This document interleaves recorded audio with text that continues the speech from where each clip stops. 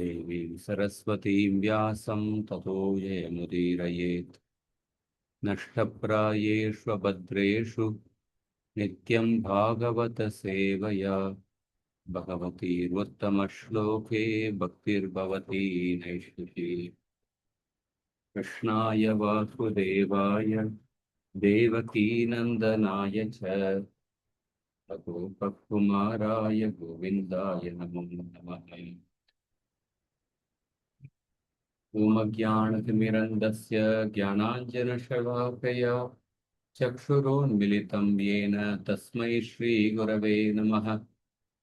नमः ॐ विष्णुपादाय कृष्णप्रेष्ठाय भूतले श्रीमते भक्तिवेदान्तस्वामिन्निति नामिने।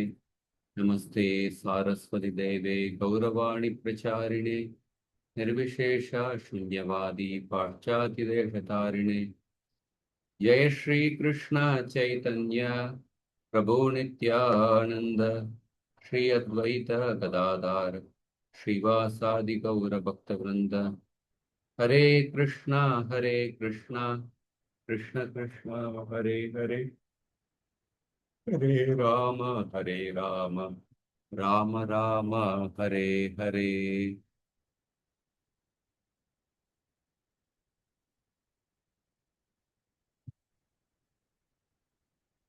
23 ஸ்லோகம் வரைக்கும் பார்த்துருக்கோம். 24வது ஸ்லோகம். சர்வசத்குண மாஹாத்மியே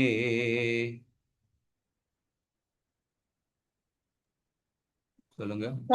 सद्गुणमाहात्म्ये ஏஷ கிருஷ்ணமனுவ்ரதः एष कृष्णम् अनुव्रतः ரந்தி தேவ இவோதாரோ सन्ति देव युवोदारो யயாதிரிவ தார்மிகः. ययादीर्घिव धार्मिकः. மொழிபெயர்ப்பு. இக்குழந்தை பகவான் ஸ்ரீ கிருஷ்ணரின் அடிச்சுவடுகளை பின்பற்றுவார் என்பதால் கிட்டத்தட்ட அவருக்கு நிகரானவராகவோ இருப்பார். பெருந்தன்மையில் இவர் ரந்திதேவ மகாராஜனின் பெருமைக்கு இணையானவராக இருப்பார். மேலும் மதத்தில் இவர் யயாதி மகாராஜனை போன்றிருப்பார்.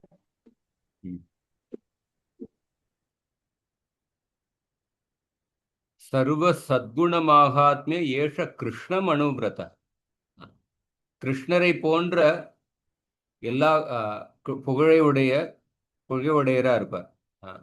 இல்ல, எப்படி கிருஷ்ணர்கிட்ட எல்லா குணங்களும் இருக்கோ, கிருஷ்ணர்கிட்ட எண்ணற்ற குணங்கள் இருக்கு, அதே மாதிரியான புகழை பரீட்சித் மகாராஜ் பெற்றிருப்பார். பல குணங்களை பெற்று உதார பெருந்தன்மையான சுபாவத்தில் ரந்திதேவரை போன்று இருப்பார். தார்மிக அப்படிங்கிற வார்த்தைக்கு தர்மத்தை கடைபிடிப்பவர். அதுல இன்னும் கொஞ்சம் நுணுக்கமாக பார்த்தோம்னா, யார் ஒருத்தர் தர்மத்தை வெறும் வெளி விளம்பரத்துக்காக இல்ல, உண்மையிலேயே ஸ்ரத்தையுடன் கவனமாக நம்பிக்கையுடன் யார் கடைபிடிக்கின்றாரோ அவர்தான் தார்மிகன் அப்படின்னு சொல்லப்பட்டுள்ளது.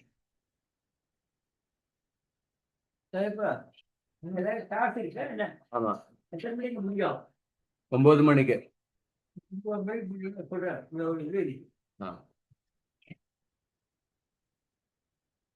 தார்மிக அப்படின்னா அவர் தர்மத்தை யயாதி மகாராஜரை போன்று கடைபிடித்தார் அப்படின்னு சொல்லப்பட்டிருக்கு. இங்க இதுலயும் பார்க்கும் பொழுது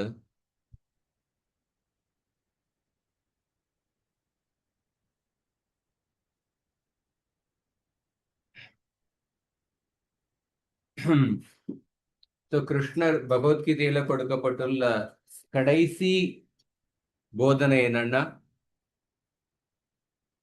அவருடைய திருவடியில் எல்லோரும் சரணடைய வேண்டும்.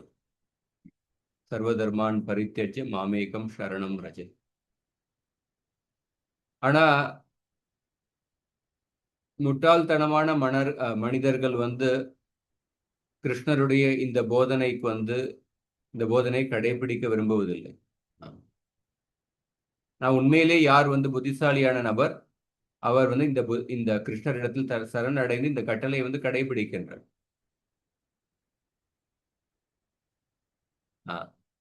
உண்மையிலேயே வாழ்க்கையில வந்து நல்ல குணங்களை பெறுவதற்கான காரணம் என்னன்னா,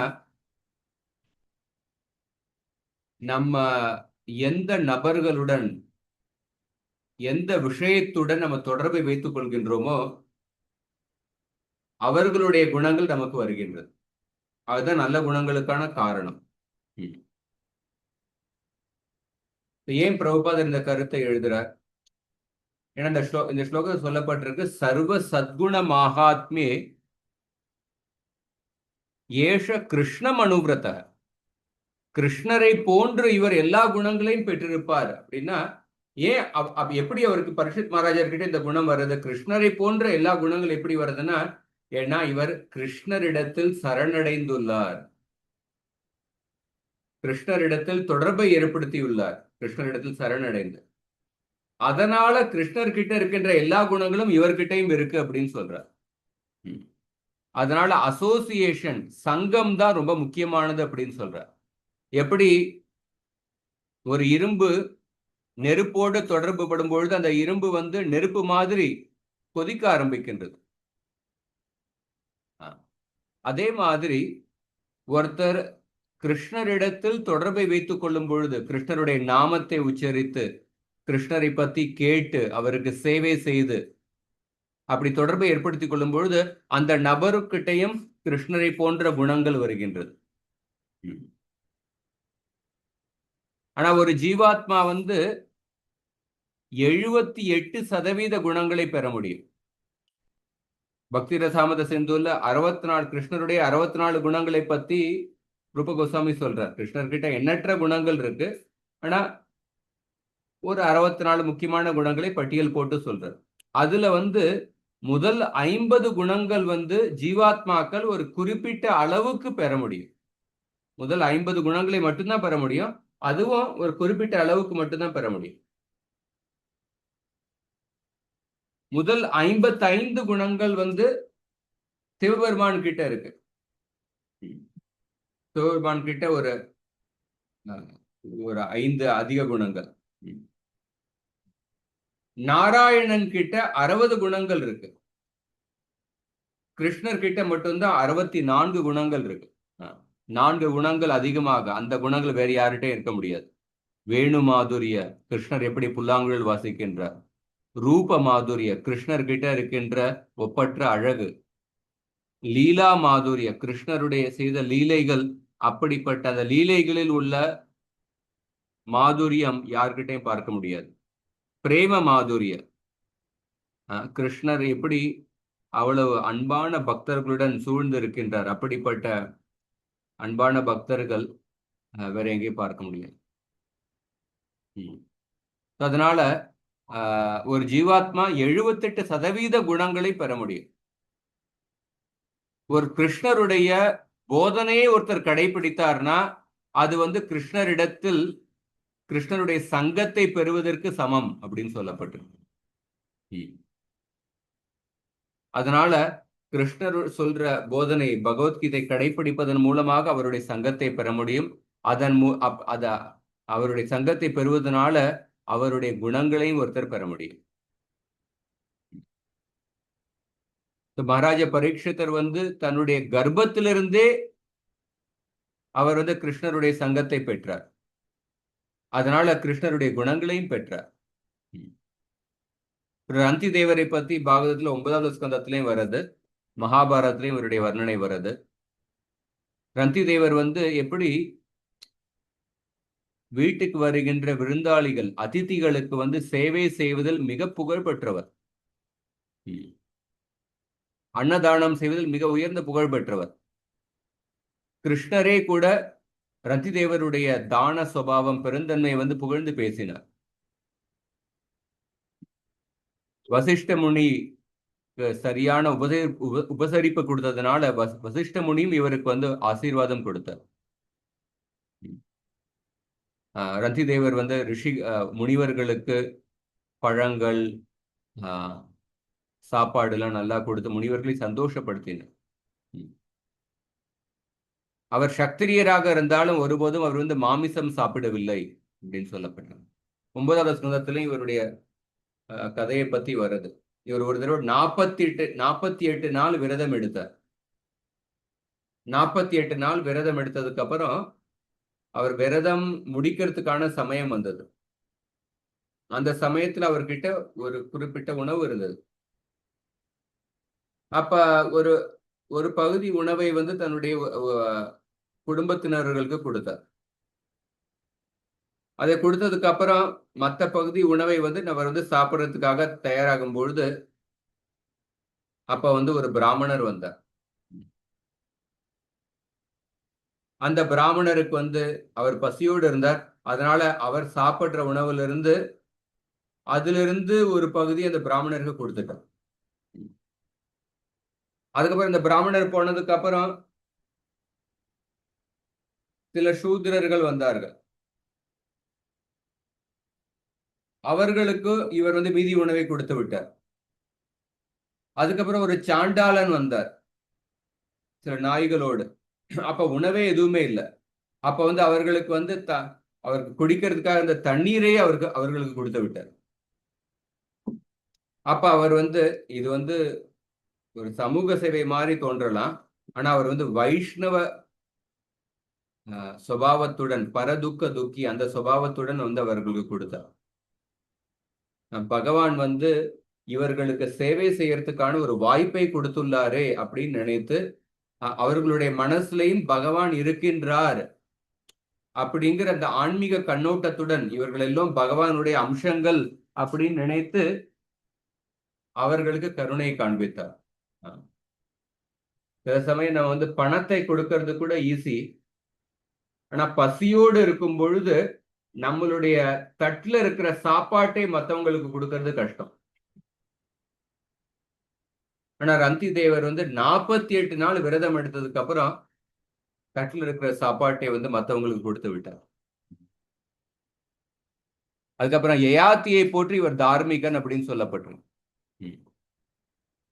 யயாதி வந்து நகுஷருடைய புதல்வர்.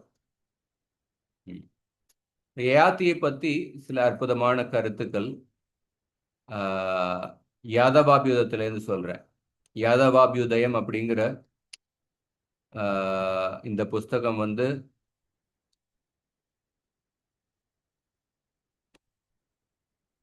வேதாந்த தேசிகரால எழுதப்பட்ட புஸ்தகம். இதுல வந்து யதுவம்சம் குறிப்பாக கிருஷ்ணருடைய லீலைகளை அவர் வர்ணித்துள்ளார். இந்த இதுல வந்து யயாத்தியை பத்தி வர்ணிக்கின்றார்.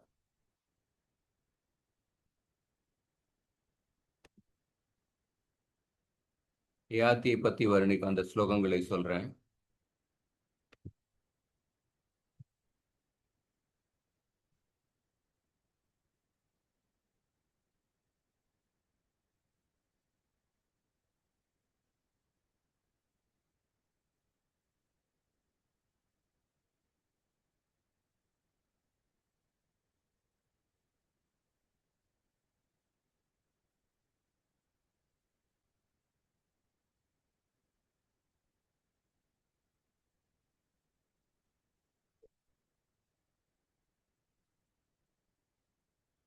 நகுஷருடைய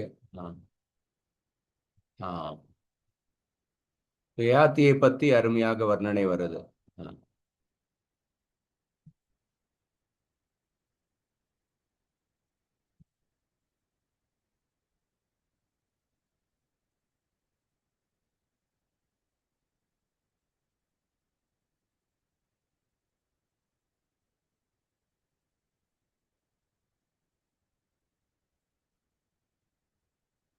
இதுல முதல் ஸ்லோகம் என்னன்னா,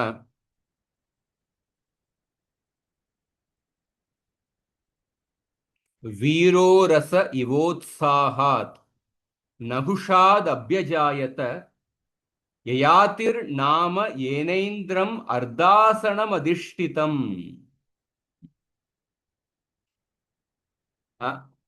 யயாதி வந்து நகுஷருடைய புதல்வராக பிறந்தார்.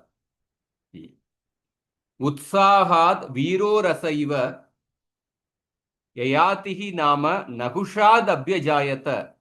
ஏன ஐந்திரம் அர்த்தாசனம் அதிஷ்டிதம். நகுஷர் வந்து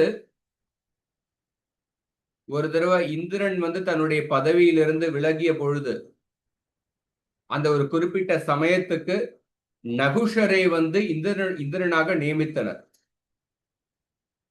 தற்காலிகமாக. ஆனா நகுஷருடைய புதல்வர் யயாதியை வந்து இந்திரனே தன்னுடைய சிம்மாசனத்தில் அவரையும் அமர வைத்தார்.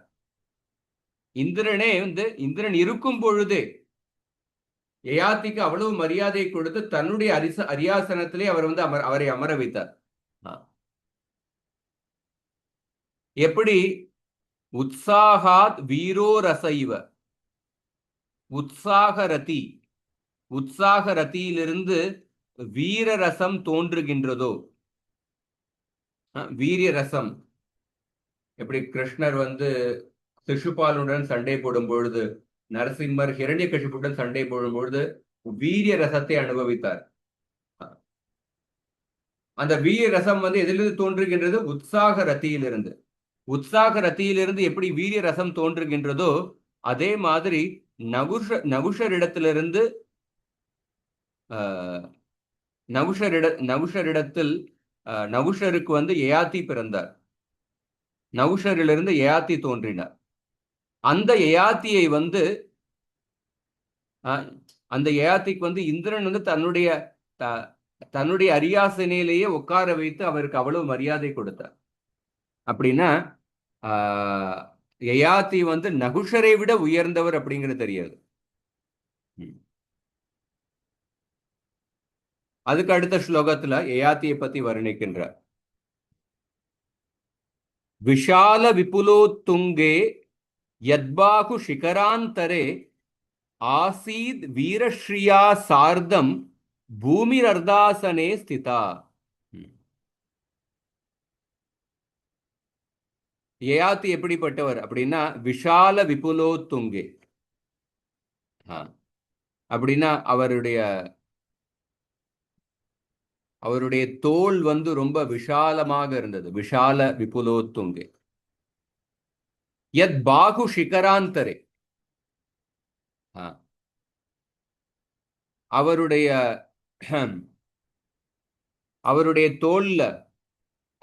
தோல்ல வந்து அவர் வந்து பூமியே தாங்கிக் கொண்டிருந்தார். அவ்வளவு பராக்கிரமசாலியா இருந்தார். வீரஸ்ரீயா சாரதம், பூமியையும் சரி வீரலக்ஷ்மியையும் சரி அவர் தாங்கிக் கொண்டிருந்தார். அர்தாசனே ஸ்திதா. விஷால விபுலோத்துங்கே யத்பாகு சிகராந்தரே வீரஸ்ரீயா சார்தம் பூமிஹி அர்தாசனே ஸ்திதா ஆசீத். ஸோ பூமியும் சரி வீரலக்ஷ்மி செல்வத்தையும் சரி தன்னுடைய விசாலமான தோள்களில் தாங்கிக் கொண்டிருந்தார் அப்படின்னு சொல்லப்பட்டு. அவ்வளவு சக்தி வாய்ந்த பராக்கிரமத்தை உடையவராக இருந்தார்.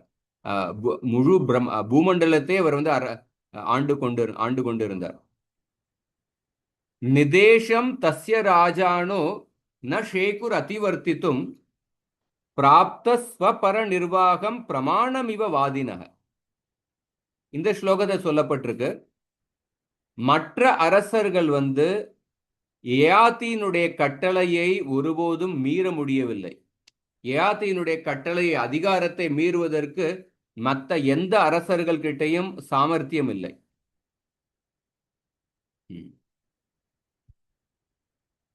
அதுக்கு வந்து ஒரு ஓமை சொல்லப்பட்டிருக்கு. பிராப்த ஸ்வபர நிர்வாகம் வாதினக. எப்படி ஒரு வாதத்துல வந்து ஒரு வாதி பிரதிவாதி இருக்கார். ஒரு வாதி வந்து தன்னுடைய கருத்தை எடுத்து வைக்கிறதுக்காக அவர் வந்து ஒரு பிரமாணத்தை கொடுக்கிறார். அந்த பிரமாணம், அந்த எவிடன்ஸ், அந்த பிரமாணம் வந்து அப்படிப்பட்ட பிரமாணத்தை கொடுக்கிறார். அந்த பிரமாணத்தை வந்து பிரதிவாதி கூட ஆட்சேபம் தெரிவிக்க முடியறதில்லை. பிரதிவாதியும் அந்த பிரமாணத்தை வந்து ஏற்றுக்கொள்கின்றார். அப்படிப்பட்ட பிரமாணத்தை கொடுக்கின்றார். அதே மாதிரி யயாதி வந்து ஒரு கட்டளை இடும் பொழுது தன்னுடைய அந்த கட்டளையை வந்து எதிரிகள் கூட மீற முடியவில்லை அப்படின்னு யயாத்தியை பத்தி யயாத்தியினுடைய நிர்வாகத்தை பத்தி வேதாந்த தேசிகர் வந்து வர்ணிக்கின்றார்.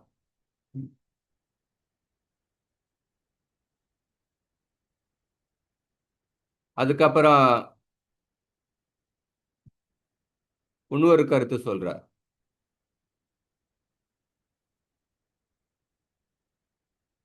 தடாகமிவ தாபார்த்தாஸ் தம் இந்திரமிவ நிர்ஜராக பாவா இவம் ரசம்பவ்யா பார்த்திவா பர்யுபாசத. என்ன அர்த்தம்னா,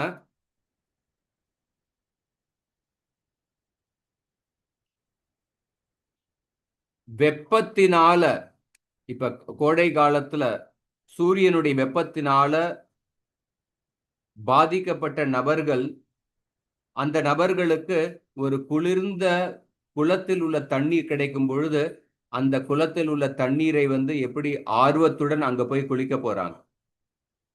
அந்த அந்த குளிர்ந்த தண்ணீர் வந்து அவர்களுடைய வெப்பத்திற்கு வந்து ரொம்ப இதமாக இருக்கின்றது. இந்த கோடை கால வெப்பத்தினால கஷ்டப்பட்டு கொண்டிருக்கிற அவர்களுக்கு வந்து ஒரு ஒரு அடைக்கலம் கொடுக்கின்றது. எப்படி இந்திரம் நிர்ஜராகா இவ, எப்படி இந்திரன் வந்து எல்லா தேவர்களுக்கும் அடைக்கலம் கொடுக்கின்றார், அதே மாதிரி யயாதி வந்து பூமியில் உள்ள எல்லா அரசர்களுக்கும் அவர் அடைக்கலம் கொடுத்தார் அப்படின்னு யயாத்தியை பத்தி வர்ணிக்கப்பட்டுள்ளது.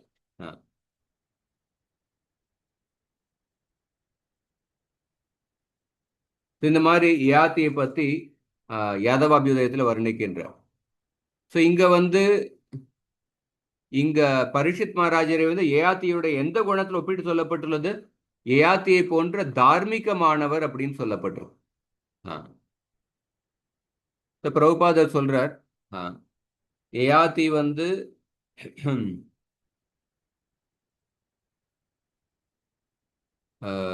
பல ஆயிரக்கணக்கான ஆண்டுகள் வந்து ஆண்டார். அவர் வந்து 9வது ஸ்கந்தத்தில் இந்த கதை வருது.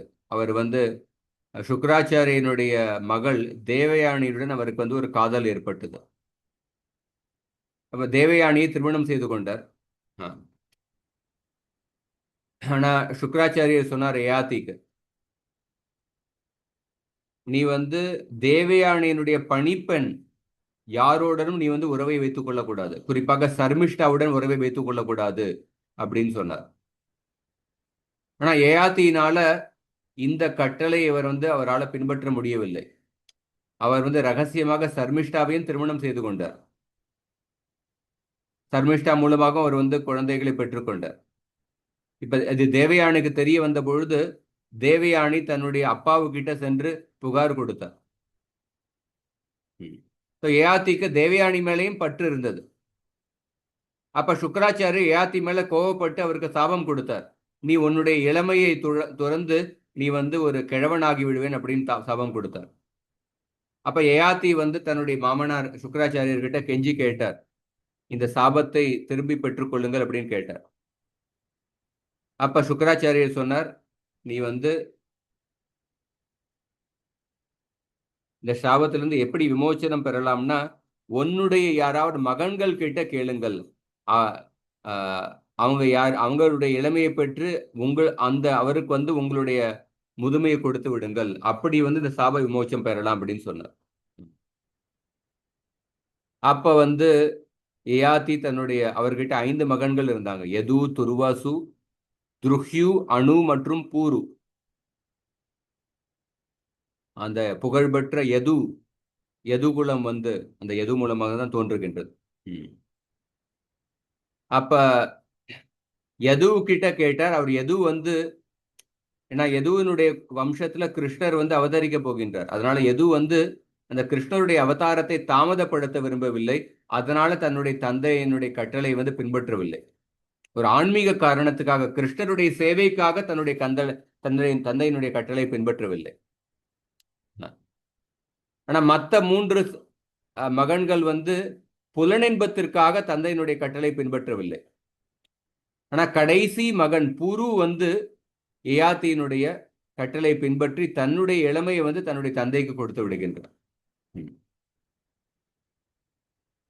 அந்த மாதிரி யயாதியை பத்தி கதை வருகின்றது. அதுக்கப்புறம்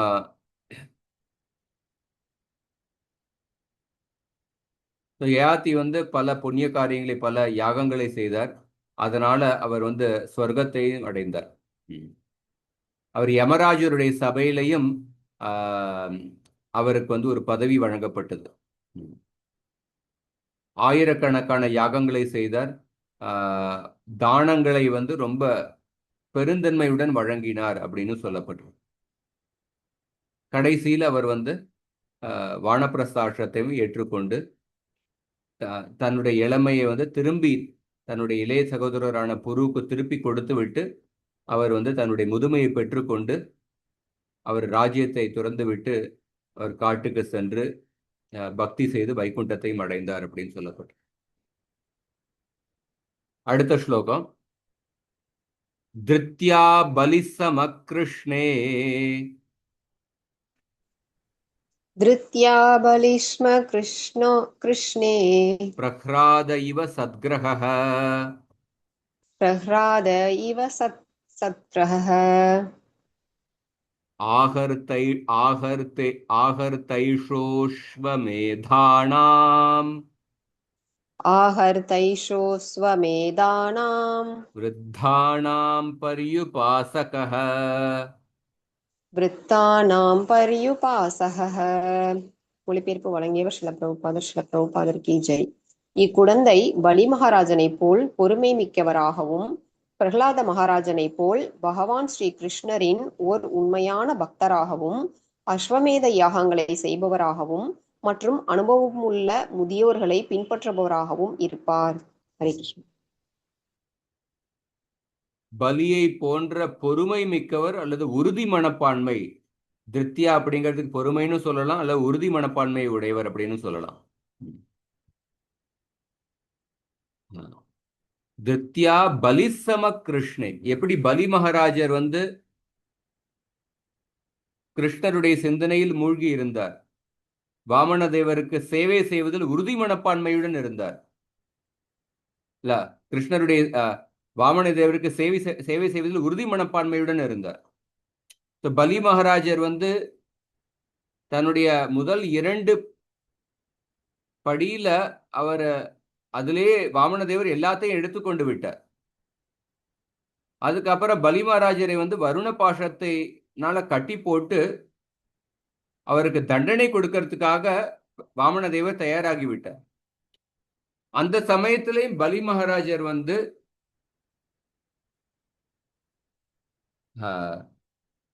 அவர் வந்து வருத்தப்படாமல் பகவானிடத்தில் நன்றி மனப்பான்மையுடன் இருந்தார். பிரபுபாத ஒரு ஸ்லோகத்தை மேற்கோள் காட்டி சொல்றார். 2வது ஸ்கந்தம் 4வது அத்தியாயத்துல மாதவேந்திர பூரி சொன்ன ஒரு ஸ்லோகத்தை மேற்கோள் காட்டி சொல்றார்.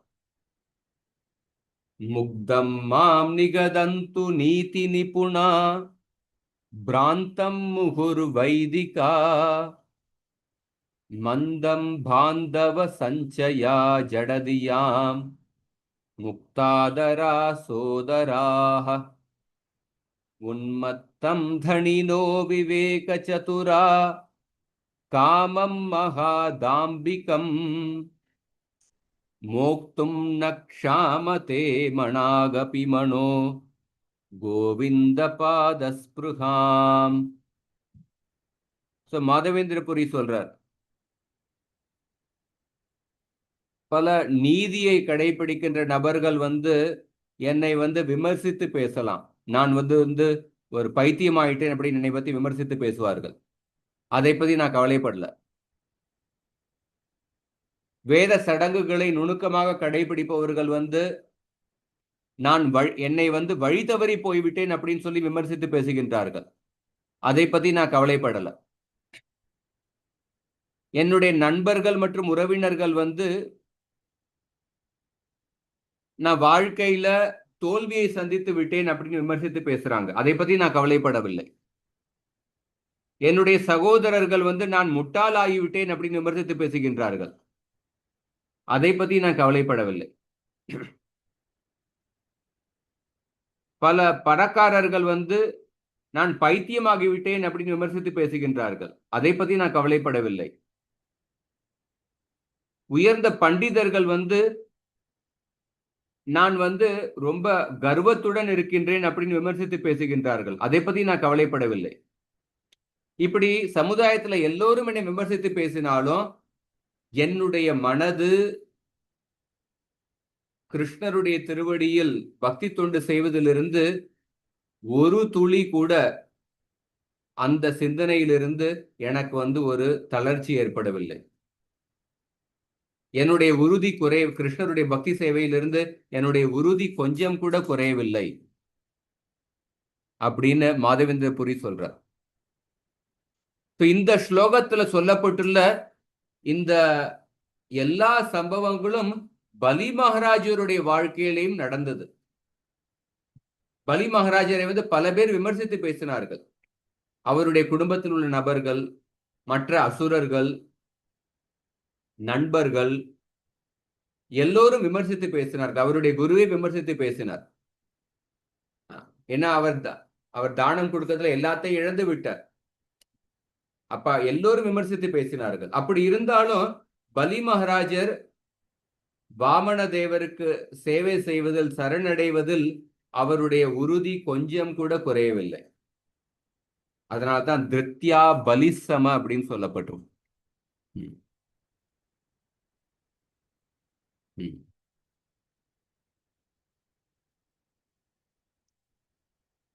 அதுக்கப்புறம் பிரகலாதரோடு ஒப்பிட்டு சொல்லப்பட்டிருக்கு. பிரகலாத இவ சத்கிரஹாகா. பிரகலாத இவ சத்கிரஹாகா அப்படின்னா கிருஷ்ணருடைய சிந்தனையில் மூழ்கி இருப்பது. அந்த குணத்தில் இவர் பிரகலாதருக்கு சமமாக இருந்தார். பிரகலாதர் எப்படி கிருஷ்ணருடைய சிந்தனையில் மூழ்கி இருந்தார் அதை பத்தி பாகவதத்துல வர்ணனை வருது. 7வது ஸ்கந்தம் 4வது அத்தியாயத்துல ஸ்லோகம் ஞஷ்ட கிரீடனகோ பாவோ நவேத ஜெகதீதృశம் கிருஷ்ண கிரக கிரஹீதாத்மா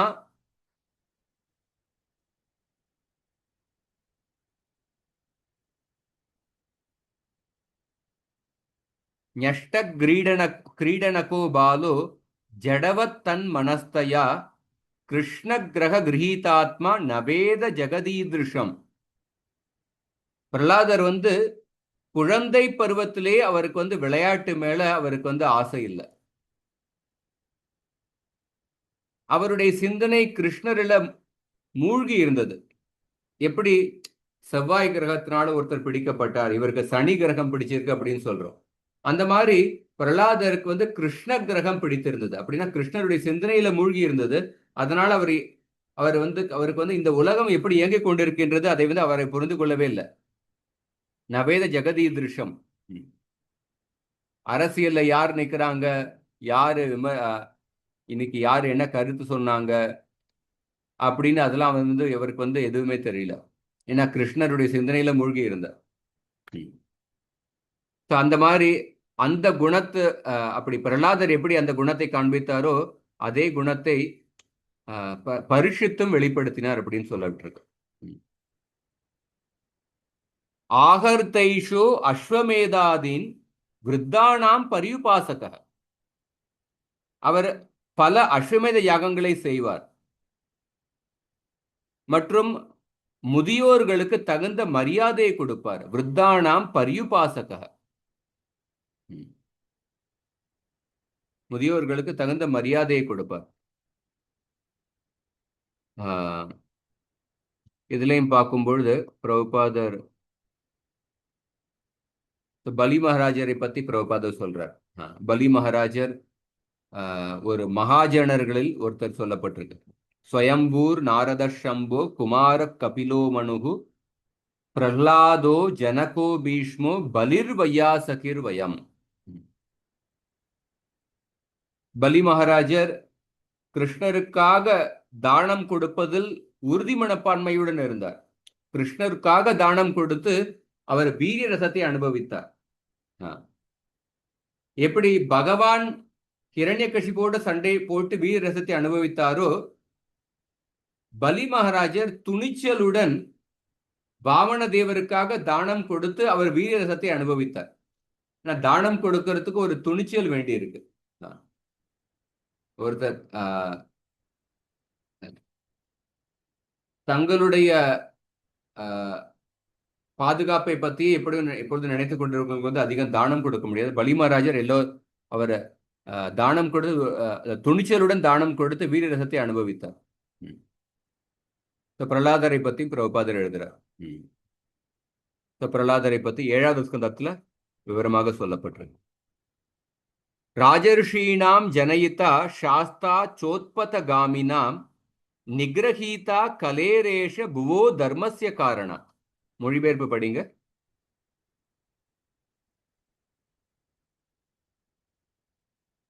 இருபத்தாறு.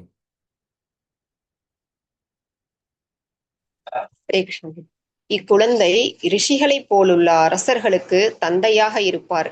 மேலும் இவர் திடீர் முன்னேற்றம் அடைந்தவர்களையும் தொல்லை தருபவர்களையும் தண்டித்து உலக அமைதியையும் தர்மத்தையும் காப்பாற்றுவார். ராஜர்ஷீணாம் ஜனயிதா.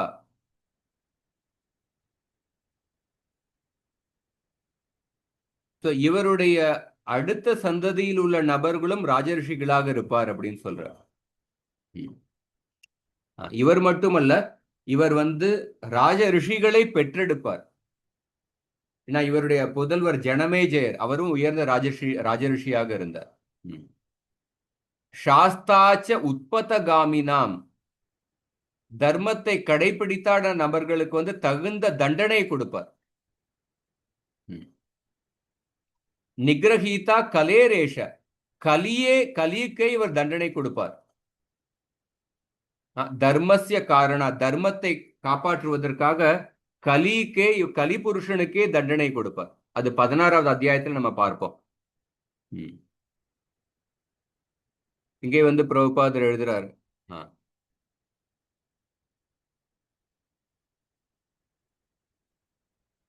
ராஜரிஷி, ஒரு அரசர் வந்து ராஜரிஷியாக இருக்க வேண்டும். ரிஷியினுடைய குணமும் இருக்க வேண்டும், ஒரு அரசருடைய குணமும் இருக்க வேண்டும். பகவத்கீதையிலே கிருஷ்ணன் சொல்றார், ஏவம் பரம்பரா பிராப்தம் இமம் ராஜரிஷயோ விதுகு சகாலே நேக மகதா யோகோ நஷ்ட பரந்தப.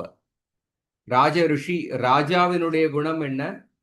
ஒரு காரியத்தை, திட்டத்தை செயல்படுத்துவதற்கான திறமை ராஜாவுக்கிட்ட இருக்கு.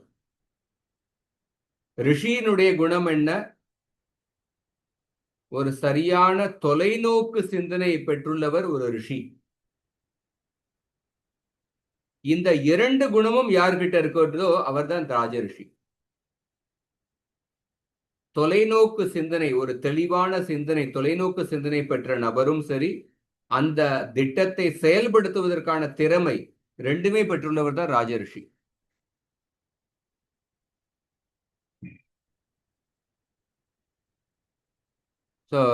அப்படிப்பட்ட ராஜரிஷிகள் எப்படி குற்றவாளிகளுக்கும் தண்டனை கொடுப்பதில் அவங்க வந்து தயக்கப்பட மாட்டார்கள். ஏன்னா அப்படி தண்டனை கொடுக்கறது ரொம்ப முக்கியம். அப்படி தண்டனை கொடுத்தா தான் மற்றவர்கள் பயந்து அந்த தவறு செய்யாமல் இருப்பார்கள். நான் பல சமயம் எப்போ ஒரு அரசர்கள் வந்து தண்டனை கொடுக்கறதுல தவறும் பொழுது அதனால ஊழல் செய்யவர்களுக்கு, குற்றவாளிகளுக்கு அதிக ஊக்கம் தான் கிடைக்கின்றது. நம்ம செஞ்ச நம்மளுக்கும் தண்டனை கிடைக்காது, இந்த மாதிரி கேஸு பல ஆண்டுகள் நடந்து கொண்டே இருக்கும், அதனால அந்த ஊழல் செய்யவங்களுக்கு அதிக ஊக்கம் கிடைக்கின்றது. அதனால இந்த குணமும் ரொம்ப முக்கியம். சாஸ்தாச்ச உத்பதகாமினாம்.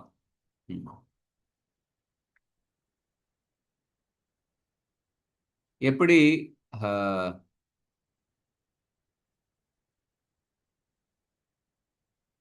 பிரபுபாத ஒரு அருமையான கருத்து சொல்றார். ஒரு கொழுந்து விட்டு எரிகின்ற நெருப்பு மற்றும் ஈரமான விறகு ரெண்டும் இருக்க முடியாது. ஈரமான விறகு இருந்ததுன்னா கொழுந்து விட்டு நெருப்பு வந்து எரியாது. நெருப்பு நல்லா எரியணும்னா ஈரமான விறகு இருந்தா அது வர முடியாது. அந்த மாதிரி சில சமயம் மக்கள் வந்து அமைதியை விரும்புகின்றார்கள். ஆனா அமைதியை விரும்பணும்னா அமைதிக்கு வந்து குற்றம் செய்யறவர்களுக்கு வந்து சரியான தண்டனை கொடுக்கப்பட வேண்டும். அதை கடைபிடித்தா தான் அமைதி இருக்க முடியும். ஊழல் இல்லாத ஆட்சினா அதுக்கு வந்து சரியான ஊழல் செய்யறவர்களுக்கு வந்து தண்டனை கொடுக்கப்பட வேண்டும். நான் தண்டனை கொடுக்க மாட்டோம், ஆனா ஒரு ஊழலற்ற ஆட்சி இருக்க வேண்டும் அப்படின்னு நினைச்சோம்னா அது இருக்கு, அதுக்கு வாய்ப்பே கிடையாது.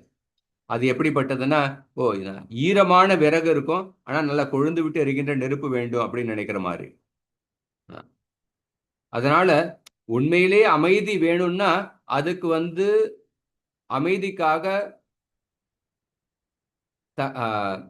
அடிக்கடி அல்லது ஒரு தகுந்த சமயத்துல தண்டனை கொடுக்கப்பட வேண்டும், தகுந்த சமயத்துல போரும் இருக்க வேண்டும். அப்பதான் வந்து அமைதி இருக்க முடியும். தவறு செய்வர்களுக்கு தண்டிக்கப்பட்டு அந்த தப்பான நபர்களை வந்து போர் செய்து அவங்களை வந்து தாக்க வேண்டும். அப்பதான் வந்து அமைதி இருக்க முடியும். அப்படி செய்யாம நம்ம அமைதியை விரும்பணும்னா அது எப்படிப்பட்ட சிந்தனைன்னா, நாங்க விறகு ஈரமா இருக்கும், ஆனா நெருப்பு நல்லா வரணும் அப்படி விரும்புற மாதிரி. இது வந்து சாத்தியமே கிடையாது. அதனால பரிஷித் மகாராஜர் அவருடைய குணங்களை வந்து நம்ம வந்து இவர் எப்படிப்பட்ட குணங்களை வெளிப்படுத்தினார் அதெல்லாம் வந்து அரசாங்கத்தில் இருக்கிறவங்க வந்து படிக்க வேண்டும், அதை வந்து தெரிந்து கொள்ள வேண்டும். தக்ஷகாத் ஆத்மனோ மிருத்யும் த்விஜபுத்ரோபசர்ஜிதாத் பிரபத்யத உபஸ்ருத்திய முக்தசங்க பதம் ஹரேஹே. மொழிபெயர்ப்பு படிங்க. ஹரே கிருஷ்ண பிரபு. மொழிபெயர்ப்பு. ஒரு பிராமண புத்திரனால் அனுப்பப்படவிருக்கும் பாம்பின் கடியால் நிகழப்போகும் அவரது மரணத்தை பற்றி கேள்விப்பட்ட பின் அவர் எல்லா பௌதிக பற்றிலிருந்து விடுபட்டு பரமபுருஷரிடம் புகலிடம் கொண்டு அவரிடம் சரணாகதி அடைவார். ஹரே கிருஷ்ண பிரபு. வருங்காலத்தை பத்தி அவங்க சொல்றாங்க.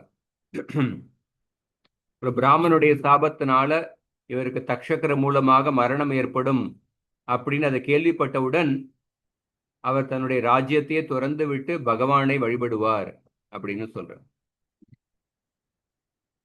இங்கேயும் பிரபுபாதர் எழுதுறார், கிருஷ்ணரிடத்தில் அடைக்கலம் புகுவது அதே சமயத்துல பௌதிக பற்றையும் வைத்துக் கொள்வது, இந்த இரண்டு விஷயமும் ஒரே சமயத்துல இருக்க முடியாது. கிருஷ்ணரிடத்தில் அடைக்கலம் புகணும்னா பௌதிக விஷயத்திலிருந்து உள்ள பற்றை வந்து நம்ம வந்து கைவிட வேண்டும். பௌதிக பற்று இருக்கு அப்படின்னா என்ன அர்த்தம்? நம்ம அந்த நபருக்கு வந்து ஆன்மீக நிலையில் உள்ள ஆனந்தத்தை பத்தி அவருக்கு தெரியவில்லை அப்படின்னு அர்த்தம். ஆன்மீக நிலையில உள்ள ஆனந்தத்தை பத்தி அவருக்கு தெரியாததுனால தான் இந்த ஜட பொருட்கள் மேல பற்றை வைத்து அதன் மூலமாக ஆனந்தத்தை தேட முயற்சி செய்கின்றார்.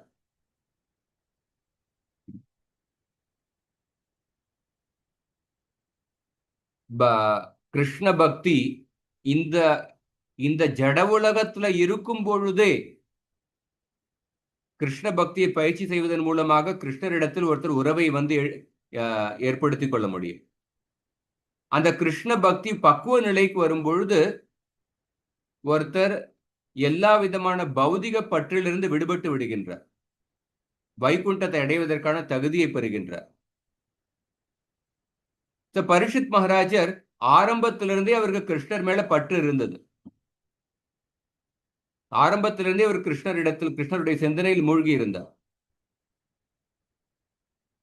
அதனால அவருக்கு சாபம் கிடைத்த பொழுது, 7 நாட்களில் மரணம் அப்படிங்கிற சாபம் கிடைத்த பொழுது அவருக்கு வந்து அந்த சாபத்தை அவர் ஒரு வரப்பிரசாதமாக கருதினார். கிருஷ்ணரிடத்தில் அடைக்கலம் போவதற்காக, கிருஷ்ண பக்தியை தீவிரமாக செய்வதற்காக இந்த சாபம் வந்து ஒரு வரப்பிரசாதமாக அமைந்துள்ளது அப்படின்னு அதை கருதினார். அவர்கிட்ட அந்த சாபத்தை தவிர்ப்பதற்கான சக்தி இருந்தது. அவர் வந்து கிருஷ்ணரிடத்தில் பிரார்த்தனை செய்திருந்தாருன்னா கிருஷ்ணர் இந்த சாபத்திலிருந்து அவரை காப்பாற்றி இருப்பார். ஆனால் அவர் இந்த சாபத்திலிருந்து தப்பிப்பதற்காக கிருஷ்ணரிடத்தில் பிரார்த்திக்கவில்லை. பொதுவாக இந்த உலகத்துல பார்க்கிறோம், ஒருத்தருக்கு ஒரு ஒரு மந்திரியோட தொடர்பு இருந்ததுன்னா அந்த தொடர்பை பயன்படுத்தி கொண்டு ஒருத்தர், ஓய் என்னுடைய தம்பிக்கு வேலை தந்துருங்க, என்னுடைய மகனுக்கு வேலை தந்துருங்க, எனக்கு இந்த கான்ட்ராக்ட் தந்துருங்க அப்படின்னு பல அந்த தொடர்பை பயன்படுத்தி தங்களுடைய பொருளாதார முன்னேற்றத்துக்காக, தங்களுடைய வசதிக்காக பயன்படுத்தி கொள்கின்றார்கள். அப்படிதான் இந்த உலகத்துல பார்க்கலாம். ஆனா பரீட்சித் மகாராஜர் கிட்ட முழுமுதற் கடவுளான கிருஷ்ணருடையத்திலே தொடர்பு இருந்தது. அவர் இந்த சாபத்திலிருந்து தப்பித்துக் கொண்டிருக்கலாம். அப்படி இருந்தாலும் அவர் கிருஷ்ணரிடத்தில் பிரார்த்திக்கவில்லை. அந்த சாபத்தை ஒரு வரப்பிரசாதமாக எடுத்துக்கொண்டு அந்த சாபத்தை எப்படி பயன்படுத்தி கொண்டு ஒரு தன்னுடைய ஆன்மீக முன்னேற்றத்துக்காக பயன்படுத்தி கொண்டார். அதனாலதான் பக்தி அப்படிங்கிறதுக்கு ஒரு இலக்கணம் என்ன சொல்லப்பட்டிருக்குன்னா, சாபத்தை வரப்பிரசாதமாக மாற்றுவதற்கான கலை, அதுதான் பக்தி அப்படின்னு சொல்லப்பட்டோம். பரீட்சித் மகாராஜர் அப்படி அந்த சாபத்தை அப்படி மாற்றினார். தஸ்யைவ ஹேதோ பிரயத்ன தஸ்யைவ மேகஸ்ய பராவரேஷு வியாசக்த சித்தஸ்ய கிருஹேஷ்வ வீக்ஷ்ணம் நிர்வேத மூலோ த்விஜசாபரூபோ யத்ர பிரசக்தோ பயமாஷு தத்தே. கிருஷ்ணரே இந்த சாபம் மூலமாக என்னுடைய வாழ்க்கையில் வந்திருக்கின்றார் அப்படின்னு நினைத்தார். அதனால 7 நாட்கள் ஸ்ரீமத் பாகவதத்தை இடைவெளி இல்லாமல் கேட்டு அவர் கிருஷ்ணருடைய தாமரை பாதங்களை அடைந்தார். ஜிக்ஞாசிதாத்மயா தார்த்யோ முனேர் வியாசசுதாதசௌ ஹித்வேதம் நிருப கங்காயாம் யாஸ்யத் யத்தா குதோ பயம். மொழிபெயர்ப்பு படிங்க. மொழிபெயர்ப்பு. சிறந்த தத்துவவாதியாக இருக்க போகும் வியாசதேவரின் மகனிடமிருந்து சரியான ஆத்ம அறிவை பற்றி விசாரித்த பின் இவர் எல்லா பௌதிக பற்றையும் துறந்து பயமற்ற ஒரு வாழ்வை அடைவார். ஜிக்யாசித ஆத்ம யாதார்த்திய முனேகே, வியாசருடைய மைந்தரான சுகதேவரிடத்திலிருந்து பாகவதத்தை கற்று உயர்ந்த ஆத்ம தத்துவத்தை, பகவானை பற்றி புரிந்து கொண்டு கங்கை நதிக்கரையில் தன்னுடைய உயிரை, தன்னுடைய சரீரத்தை கைவிட்டு அவர் பகவானுடைய திருவடியை நிச்சயமாக அடைவார். யாஸ்யத் அத்தா அகுதோ பயம் அப்படின்னு சொல்ற. இங்கேயும் பார்க்கும் பொழுது பிரபுபாதர் இந்த ஜிக்யாசித ஆத்ம யாதார்த்தியத, ஆத்மாவை பத்தியான உண்மையான ஞானத்தை பெற்றார். ஜட கல்வி அப்படின்னா ஆத்மாவை பத்தி தெரிந்து கொள்ளாமல் இருப்பதுதான் ஜடக்கல்வி.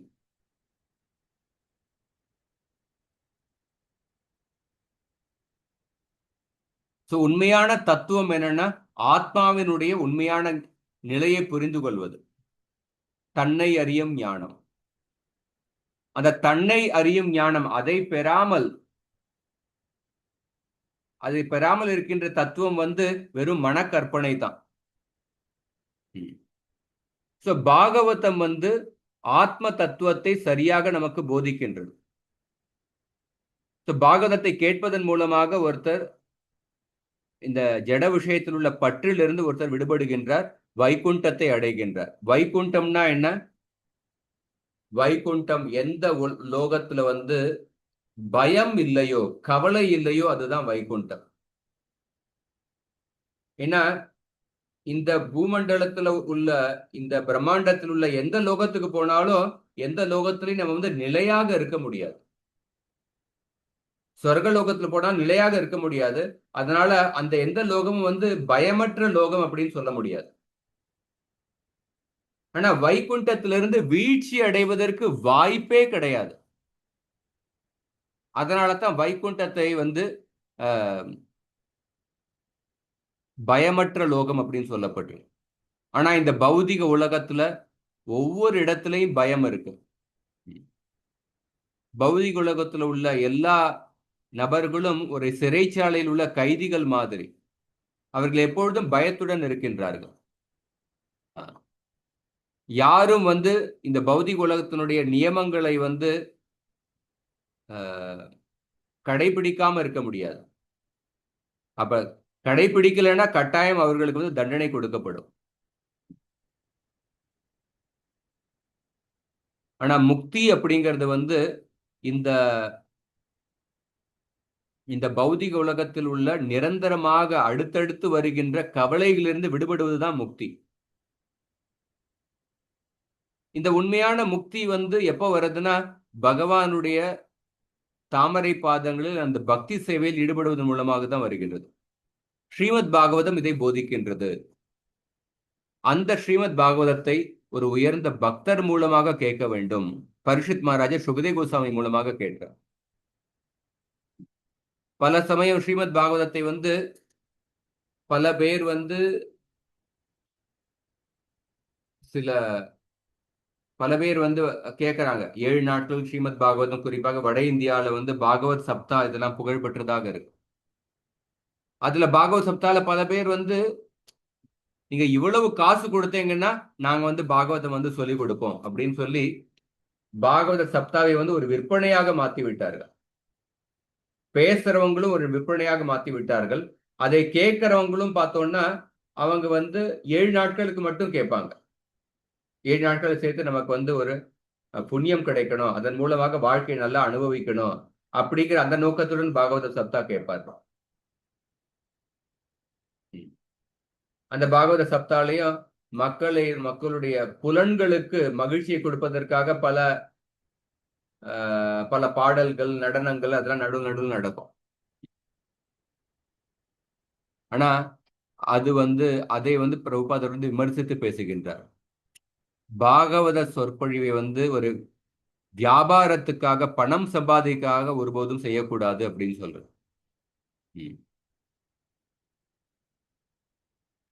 இதி ராஜ்ய உபாதிஷ்ய விப்ரா ஜாதக கோவிதாக லப்தா பசிதய சர்வே பிரதிஜக்முஸ்வகான் கிருஹான். படிங்க 29.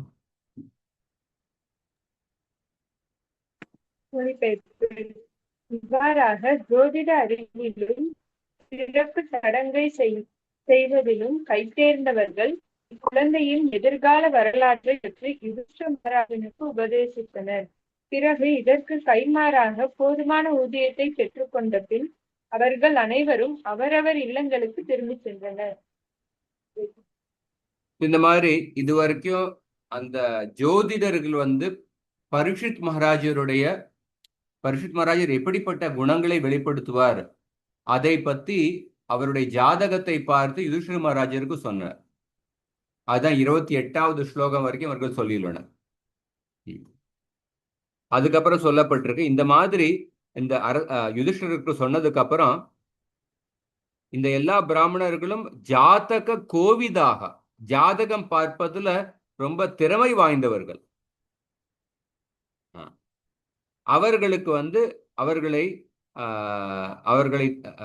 அவர்களுக்கு தகுந்த மரியாதையை வந்து யுதிஷ்டிர மகாராஜர் கொடுத்தார். யுதிஷ்டிர மகாராஜர் அவர்களுக்கு வந்து தகுந்த தானத்தையும் கொடுத்தார், பரிசுகளை கொடுத்தார். அதற்கு அப்புறம் இவர்கள் எல்லோரும் தன்னுடைய வீட்டுக்கு திரும்பினர். இங்கேயும் பிரபுபாதர் வந்து வேதங்கள்ல வந்து ஆன்மீக ஞானமும் இருக்கு, பௌதிக ஞானமும் இருக்கு. வெறும் ஆன்மீக ஞானம் மட்டுமல்ல, பௌதிக ஞானமும் இருக்கு. இந்த உலகத்திலையும் எப்படி வந்து நம்ம மகிழ்ச்சியுடன் வாழ முடியும், அதுவும் வேதங்கள்ல சொல்லப்பட்டிருக்கு. அதே சமயத்துல இந்த உலகத்திலிருந்து விடுபட்டதுக்கு அப்புறம் எப்படி ஆன்மீக உலகத்தை அடைய முடியும், அதுவும் சொல்லப்பட்டிருக்கு. ஒரு நாகரிகமாக வாழ்வதற்கு வேதங்கள் எல்லா ஆலோசனையும் கொடுக்கின்றது. இந்த மனித வாழ்க்கை தான் எல்லா கஷ்டங்களிலிருந்து விடுபடுவதற்கான ஒரு உயர்ந்த வாய்ப்பு.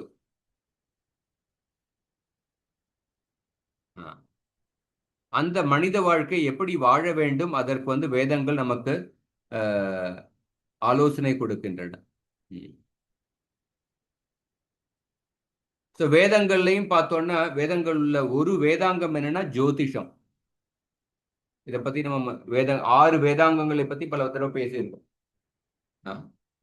எப்படி சிக்ஷா சாஸ்திரம், சந்த சாஸ்திரம், வியாக்கரண சாஸ்திரம், நிருக்த சாஸ்திரம், ஜோதிஷ சாஸ்திரம் மற்றும் கல்ப சாஸ்திரம். ஒரு சடங்குகளை வந்து எந்த சமயத்துல செய்ய வேண்டும் அதை கணிப்பதற்காக ஜோதிஷ சாஸ்திரம் உதவுகின்றது. அதனால இந்த பிராமணர்கள்லாம் ஜோதிஷ சாஸ்திரங்கள்ல தேர்ச்சி பெற்றவர்களாக இருந்தார்கள். பிராமணர்களுக்கு ஜோதிஷ சாஸ்திரத்திலையும் தேர்ச்சி பெறுவது ஒரு கடமை. சில பிராமணர்கள் வந்து தனுர்வேதத்தை கூட தேர்ச்சி பெற்று அதை மற்றவங்களுக்கு சொல்லிக் கொடுப்பார்கள். துரோணாச்சாரியர் அதனால்தான் பாண்டவர்களுக்கும் கௌரவர்களுக்கும் சொல்லிக் கொடுத்தார். விப்ர பிராமண ஜன்மனா ஜாயதே சூத்ர சம்ஸ்காராத் பவேத் த்விஜஹ வேதபாட்டாத் பவேத் விப்ர பிரம்மஜானாதி இதி பிராமணஹ. இது ஒரு புகழ்பெற்ற ஒரு ஸ்லோகம், பிரபுபாதர் அடிக்கடி சொல்லுவார். கலியுகத்துல பிறப்பால எல்லோரும் சூத்திரர்கள். சம்ஸ்காரங்களை கடைபிடிப்பதனால அவர் வந்து ஒரு த்விஜ அப்படிங்கிற நிலைக்கு உயர்த்தப்படுகின்றார், 2வது பிறப்பை பெறுகின்றார். வேதங்களை கற்பதனால அவர் வந்து விப்ர அப்படிங்கிற நிலைக்கு உயர்த்தப்படுகின்றார். பிரம்மத்தை அறிவதன் மூலமாக அவர் பிராமணர் ஆகின்றார் அப்படின்னு சொல்லப்படும். கர்மகாண்ட பகுதிகளில் தேர்ச்சி பெற்றவர்கள் வந்து பொதுவாக விப்ரர்கள் அப்படின்னு அழைக்கப்படுகின்றது. ஞான காண்ட பகுதி, பரம்பொருளை பற்றி சொல்லப்பட்டுள்ள கர்மகாண்ட பகுதி வந்து பலநோக்கு செயல்கள். பலநோக்கு செயல்கள்ல தேர்ச்சி பெற்ற நபர்களுக்கு விப்ரர்கள் அப்படின்னு சொல்லப்படுகின்றது. ஞான காண்ட பகுதி பரம்பொருளை பற்றி நேரடியாக சொல்லப்படும். அந்த ஞான காண்ட பகுதியில தேர்ச்சி பெற்றவர்களை வந்து பிராமணர்கள் அப்படின்னு அழைக்கப்படுகின்றது. அந்த ஞான காண்டத்துக்கும் மேல உபாசனா காண்டம் அப்படின்றது. அந்த உபாசனா காண்டத்துல தான் பகவத் பக்தியை பத்தி நேரடியாக சொல்லப்பட்டிருக்கு. அந்த பிராமணர்கள் வந்து பகவத் பக்தியை எடுத்துக்கொள்ளும் பொழுது அதற்கும் மேல உயர்ந்த நிலையை அடைகின்றார்கள். அப்படின்னா உபாசனா காண்டத்தை ஏற்றுக்கொள்ளும் பொழுது அவர்கள் வைஷ்ணவர்கள் அப்படிங்கிற நிலைக்கு வருகின்றார்கள். கர்ம காண்டத்தில் தேர்ச்சி பெற்றவர்கள் விப்ரர்கள், ஞான காண்டத்தில் தேர்ச்சி பெற்றவர்கள் பிராமணர்கள், உபாசனா காண்டம் பகவத் பக்தியை தேர்ச்சி பெற்றவர்கள் அவர்கள் வைஷ்ணவர்கள் அப்படின்னு சொல்லப்பட்டிருக்கு.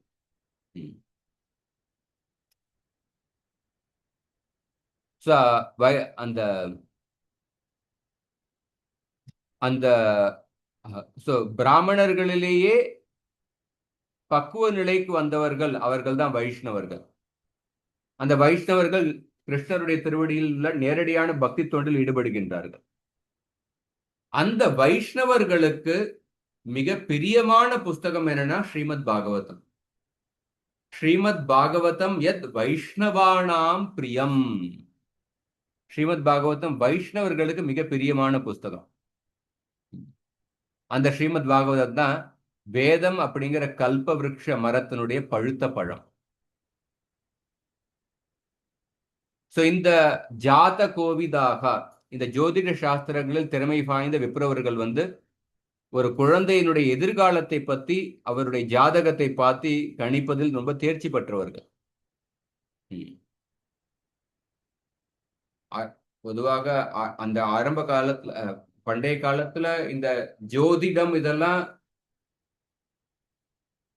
நேரடியாக வேத சடங்குகளை எப்ப செய்யணும், தர்ம காரியங்களுக்காக உபயோகப்படுத்தப்பட்டது. வேத சடங்குகளை எப்ப செய்யணும், கல்யாணத்தை எப்ப வைக்கணும், கல்யாணத்துக்கு பொருத்தத்தை பார்க்கறதுக்கு, அந்த மாதிரி நல்ல காரியங்களை செய்யறதுக்கு வந்து அந்த அதற்காக ஜோதிட சாஸ்திரம் உபயோகப்படுத்தப்பட்டது. இப்ப வந்து அந்த ஜோதிட சாஸ்திரத்தை வந்து பல விதத்துக்கு உபயோகப்படுத்துறாங்க. இந்தியாவுக்கும் இங்கிலாந்துக்கும் நடுவுல ஒரு உலக கோப்பை போட்டி, அரையிறுதி போட்டி நடந்தது. அந்த போட்டிக்கு முந்தின நாள் வந்து ஒரு சில ஜோதிடர்களை வந்து டிவி சேனல் வந்து கூப்பிட்டு உங்களுடைய அபிப்பிராயம் சொல்லுங்க, யார் ஜெயிக்க போறாங்க அப்படின்னு. இப்ப ஜோதிடத்தை வந்து விளையாட்டுக்காக பயன்படுத்துறாங்க. எதற்காக உருவாக்கப்பட்டதோ அதற்கு பயன்படுத்தாம இப்ப வந்து பல்வேறு இடத்துல இப்ப தேர்தல் இதிலே யார் வந்து வெல்ல போறாங்க அதுக்கும் வந்து ஜோதிடர்கள் வந்து கணிக்கிறாங்க. இப்படிப்பட்ட ஜோதிட சாஸ்திரத்திலே தேர்ச்சி பெற்ற நபர்கள் வந்து சமுதாயத்துக்கு வேண்டியது அப்படின்னு பிரபுபாதர் எழுதுறார். ஏன்னா வேதங்களில் சொல்லப்பட்டுள்ள சடங்குகளை கடைபிடிப்பதற்கு வந்து அவர்களுடைய பங்கும் வந்து ரொம்ப முக்கியமானது. அப்படிப்பட்ட விப்ரர்கள் வந்து அப்ப பண்டைய காலத்துல தங்களுடைய சேவையை வந்து இலவசமாக வழங்குவார்கள். அவர்களுடைய தேவையை வந்து அரசாங்கம் வந்து பூர்த்தி செய்யும்.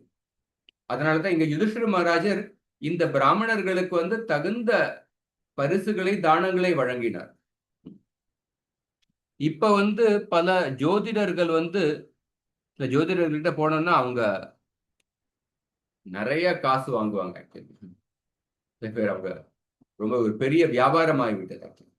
ஆனா ஆரம்ப காலத்துல, முந்தின காலத்துல பிராமணர்கள் சொல்லிக் கொடுப்பது அவங்க வந்து இலவசமாக சொல்லிக் கொடுப்பாங்க.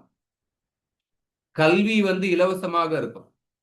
காசு கொடுத்து படிக்கிறது அப்படிங்கிறது வந்து அப்படிப்பட்ட கல்வி வந்து ரொம்ப தாழ்ந்தது அப்படின்னு சாஸ்திரத்திலே சொல்லப்பட்டிருக்கு. சாஸ்திரங்களை, வேத சாஸ்திரங்களை வந்து நம்ம காசு கொடுத்து சொல்லிக் கொடுக்கவும் கூடாது, காசு கொடுத்து படிக்கவும் கூடாது அப்படின்னு மனுஸ்மிருதியில சொல்லப்பட்டிருக்கு. அந்த மாதிரி ஜோதிட சாஸ்திரம் அப்படின்னு பார்க்கும் பொழுது ஒரு தடவை ஒரு பக்கத்துல உள்ள கிராமத்துல ஒருத்தரை ஒரு ஜோதிடரை பார்க்க போறது பொழுது அந்த ஜோதிடர் வந்து அவர் காசு கூட எதுவுமே கேட்கல. ஒரு 50 ரூபா யாரோட போயிருந்தேன்னு அவர் சொன்னார், இவருக்கு ஒரு ஜஸ்ட் ஒரு 50 ரூபா கொடுங்க அப்படின்னு சொல்லி. அவர் அப்படிப்பட்ட பிராமணர்களை பார்க்கறது ரொம்ப அரிதானது இந்த காலகட்டத்தில். அவர் காசுக்காக ஜோதிடம் பண்ணல. அவர் வந்து ஒரு சுயநலமற்ற இதோட யார் என்ன கொடுக்குறாங்களோ அதை வந்து சந்தோஷமாக திருப்தியாக தான் எடுத்துக்கொண்டு ஜோதிடம் பார்த்து கொண்டு இருந்தார். ஒரு வைஷ்ணவர் ஒரு பக்கத்தில் உள்ள கிராமத்துல. அந்த மாதிரி பிரபுபாதர் இந்த கருத்தையும் சொல்ற. அவர்களுடைய தேவையை வந்து அரசாங்கம் வந்து என்ன, பிராமணர்களுடைய தேவைகள் வந்து சத்திரியர்கள், வைஷ்யர்கள் அவங்க வந்து பூர்த்தி செய்வார்கள். பிராமணர்கள் தங்களுடைய சேவையை வந்து சுயநலமற்ற மனப்பான்மையுடன் அவர்கள் வந்து தங்களுடைய சேவையை வந்து செய்வார்கள்.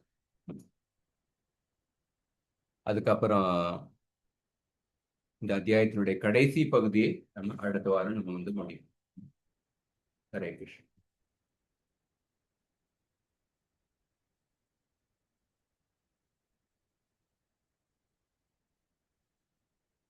உங்களுக்கு ஏதாவது கேள்விகள் இருக்கா?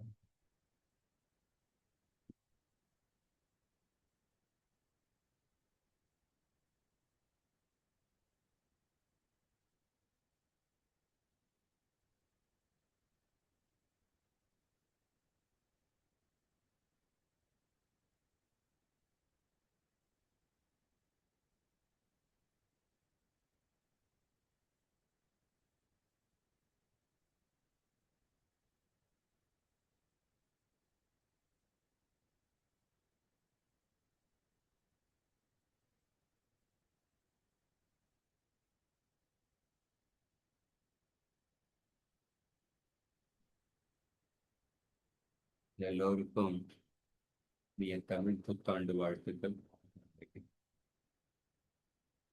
ஹரே கிருஷ்ண.